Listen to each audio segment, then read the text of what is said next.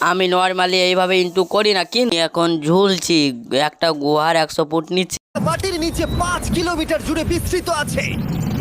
আর আমরা এটা পছন্দ করি বা না করি, যখনই আমি আর আমার বন্ধুরা মাটি টাচ করলাম, আমরা অফিসিয়ালি এখানে আগামী 7টা দিন কাটাতে চলেছি।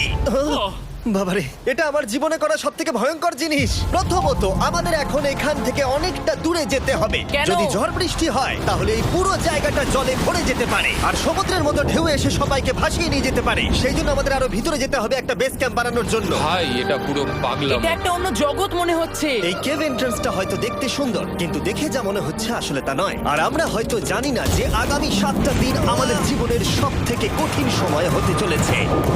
সব থেকে বাজে ডিসিশন। ঠিক আছে, আর কিছুক্ষণের মধ্যেই অন্ধকার হতে চলেছে। ক্যাম্প না করলে আমরা বিপদে পড়বো। আমরা কোথায় যাচ্ছি সেটা কি বলবে? আমাদের ক্যাম্প সেটআপের জন্য একটা ফ্ল্যাট গ্রাউন্ড খুঁজতেই হবে। কেভের ভেতরে ঢোকার পরে আমরা এমন একটা জায়গা খুঁজে পেলাম যেটা অনেকটা উঁচুতে থাকায় আমরা জল থেকে সুরক্ষিত থাকতে পারবো। তার মানে এটা ক্যাম্পের জন্য পারফেক্ট। পারফেক্টটা একটু বেশি হয়ে গেল। মোটামুটি বলা যেতে পারে। ঠিক আছে, ক্যাম্পের জন্য মোটামুটি। প্রথম দিনের বাকিটা আমরা কাটিয়ে দিলাম আমাদের জিনিসপত্র আনতে। প্রত্যেকটা ব্যাগের ওজন প্রায় 80 পাউন্ড। আর যেমনটা তোমরা ফুটেজে দেখছো, আমরা এটা করতে 4 ঘন্টা লাগিয়ে দিলাম। এখান থেকে যাওয়া খুব কঠিন। তারপরে আমরা সবাই বেস ক্যাম্পে ফিরে গেলাম। ঠিক আছে, আমরা এখানে লাইট লাগিয়ে দিলাম। আমাদের সব জিনিসপত্র হোম বেসে চলে এসেছে। একটু ক্যামেরাটা ওদিকে দেখাবে। ওদিকটা কিন্তু ভয়ানক অন্ধকার।